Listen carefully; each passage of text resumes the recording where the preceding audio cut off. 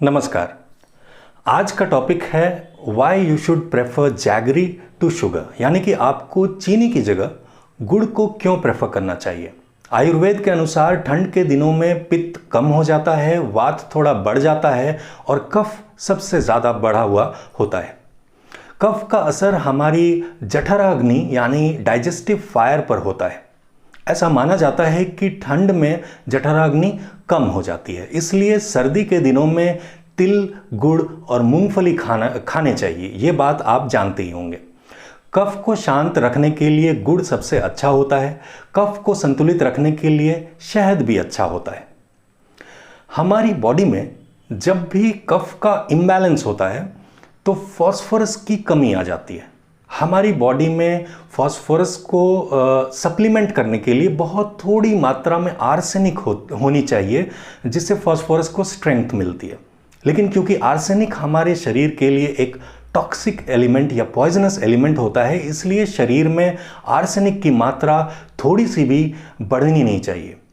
गुड़ में भरपूर मात्रा में फॉस्फोरस होता है और बहुत थोड़ी मात्रा में आर्सेनिक भी होता है, इसलिए कफ को बैलेंस करने के लिए गुड़ खाना चाहिए। एक इंपॉर्टेंट बात, गन्ने के रस से ज़्यादा फॉस्फोरस गुड़ में होता है और गुड़ में आयरन कंटेंट भी हाई होता है। इसलिए अगर आपका हेमोग्लोबिन कम है या आप एनीमिक हैं तो आपको चीनी की जगह डेली बेसिस पे गुड़ खाना चाहिए। आपके बच्चे के डॉक्टर का चाहे कुछ भी कहना हो, आप एक दिन के बच्चे को भी गुड़ खिला सकते हैं, लेकिन वो गुड़ 100% ऑर्गेनिक होना चाहिए। सफ़ेद गुड़ कभी नहीं खाना चाहिए। गुड़ हमेशा डार्क ब्राउन या काले रंग का ही खाना चाहिए because of high molasses content in them as compare to white jaggery. गुड़ के अलावा और जो भी मिठाइयाँ होती हैं जिनमें शुगर का यूज़ होता है, वो हेल्थ पॉइंट ऑफ व्यू से सही नहीं होते हैं, क्योंकि चीनी बनते ही उसका फॉस्फोरस डिस्ट्रॉय हो जाता है। और जब चीनी हमारी बॉडी में मेटाबोलाइज होती है तो उसका एक एंड प्रोडक्ट एसिड होता है, लेकिन जब गुड़ मेटाबोलाइज होता है तो उसका एक एंड प्रोडक्ट बेस होता है, यानी कि एसिड का उल्टा। क्योंकि चीनी एसिड बनाता है, इसलिए रेगुलर इनटेक ऑफ शुगर से वात की कई बीमारियां हो जाती हैं, और गुड़ से जो बेस बनता है वो पेट के एसिड को कम करता है, जिससे बीमारियां होने की संभावना बहुत कम हो जाती है। अगर आपको याद हो तो मैंने आपको बताया था कि फ्रिज का ठंडा पानी क्यों नहीं पीना चाहिए। जब ठंडा पानी पेट में जाएगा तो वो आपके पेट से एनर्जी लेके बॉडी टेम्परेचर पे आता है, जिसका मतलब होता है कि वो आपके शरीर से एनर्जी को डिप्लीट करता है, कम करता है, या फिर आपके शरीर से ज़्यादा मेहनत करवाता है टू प्रोड्यूस मोर हीट। ठीक इसी तरह चीनी को पचाने के लिए शरीर ज़्यादा एफर्ट लगाता है। चीनी को डाइजेस्ट होने में बहुत टाइम और एनर्जी लगती है, लेकिन गुड़ इजीली डाइजेस्टेबल है और गुड़ आपके पेट के भोजन को डाइजेस्ट करने में भी मदद करता है। दही में हमेशा चीनी की जगह गुड़ मिलाकर खाना चाहिए और कभी भी दूध में गुड़ मिला के नहीं खाना चाहिए। लेकिन आप दूध पीने से पहले या दूध पीने के बाद गुड़ खा सकते हैं। दही में गुड़ मिलाने से दही की टॉक्सिसिटी या ऐसा कह लें कि उसका जहर खत्म हो जाता है, दही के दोष समाप्त हो जाते हैं। तिल में वही प्रॉपर्टीज होती है जो गुड़ में है, इसलिए तिल और गुड़ को एक हेल्दी कॉम्बिनेशन माना जाता है। मूंगफली भी हाईली बेसिक है, इसलिए गुड़ के साथ मूंगफली का कॉम्बिनेशन भी बहुत अच्छा है। नवंबर से लेकर फरवरी तक तिल, गुड़ और मूंगफली रेगुलरली खाना चाहिए, क्योंकि इससे कफ संतुलित रहेगा जो विंटर्स में सबका बढ़ा हुआ रहता है। कफ का सबसे खराब आउटकम मोटापा होता है, इसलिए गुड़, मूंगफली और तिल आप मोटापा कम करने की दृष्टि से भी खा सकते हैं। गुड़ या गुड़ से बनी कोई भी चीज़ आपके भोजन से जहर या टॉक्सिन्स को डेफिनेटली कम करती है, इसलिए भारत में भोजन के बाद एक टुकड़ा गुड़ खाने का कल्चर रहा है।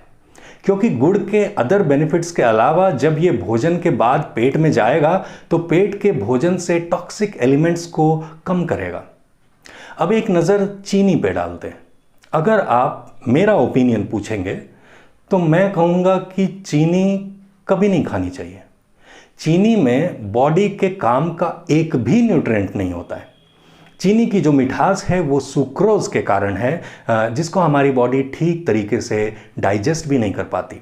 जिस भोजन के साथ आप चीनी खाएंगे ये उसे भी हजम नहीं होने देगा। जो मिठास हमारे लिए यूजफुल है उसको कहते हैं फ्रक्टोज। चीनी को छोड़कर भगवान की रसोई में बनी हर मीठी चीज में फ्रक्टोज होता है। सभी फलों में जो मीठापन है वो फ्रक्टोज के कारण होता है। चीनी तभी से भारत में आई है जब से अंग्रेज आए हैं। चीनी से कोलेस्ट्रॉल बढ़ता है और इससे 100 से ज़्यादा तरह की बीमारियां होती हैं। अगर आप चीनी बिल्कुल छोड़ देंगे तो घुटने का दर्द कम हो जाएगा, कमर दर्द कम होगा, गर्दन का दर्द भी कम हो जाएगा, माइग्रेन में आराम मिलेगा, सर्दी जुकाम कम होगा और नींद भी बेहतर आएगी। इसके अलावा एस्नोफीलिया और साइनस जैसी मेडिकल कंडीशंस भी चीनी बंद करने से इंप्रूव होती है। मेरी एक वीडियो है stop sugar for 2 weeks and see the magic. उसमें मैंने डिटेल्स में बताया है कि अगर आप 2 हफ्तों के लिए शुगर को कंप्लीटली बंद रखेंगे तो उससे क्या फ़ायदे होंगे। उस वीडियो का लिंक इस वीडियो के डिस्क्रिप्शन में है, एक बार देख ज़रूर लीजिएगा। चीनी में सबसे ज़्यादा सल्फर पाया जाता है, यानी कि गंधक, जो पटाखे बनाने में इस्तेमाल होता है। और सल्फर की खास बात ये होती है कि ये बॉडी में चला तो जाएगा लेकिन बाहर नहीं निकलेगा। इसके विपरीत गुड़ में potassium, iron, fibre, calcium, phosphorus जैसे कई यूजफुल न्यूट्रिएंट्स होते हैं। गुड़ बनाने के लिए उसमें बाहर से कुछ भी मिलाया नहीं जाता है। So in the end I must say that jaggery is nutritionally superior to sugar. लेकिन इसका मतलब ये नहीं है कि डायबिटीज़ पेशेंट्स भी खूब गुड़ खा सकते हैं। हाँ, मॉडरेशन में ज़रूर खा सकते हैं, बहुत थोड़ी क्वांटिटीज़ में। तो यदि आपको रिफाइंड शुगर और जैगरी के बीच एक को चूज़ करना है तो गुड़ को चूज़ कीजिए, क्योंकि ये स्वास्थ्यवर्धक है और शरीर को आवश्यक मात्रा में आयरन प्रदान करता है। तो उम्मीद है आज की बात आपको समझ में आई। भोजन के बाद थोड़ा सा गुड़ ज़रूर खाइए, क्योंकि ये भोजन को पचाने में मदद करता है। कोई सवाल हो तो कमेंट्स में लिखिएगा। तो फिर मिलेंगे, तब तक के लिए स्टे हेल्दी, एंजॉय लाइफ। नमस्कार।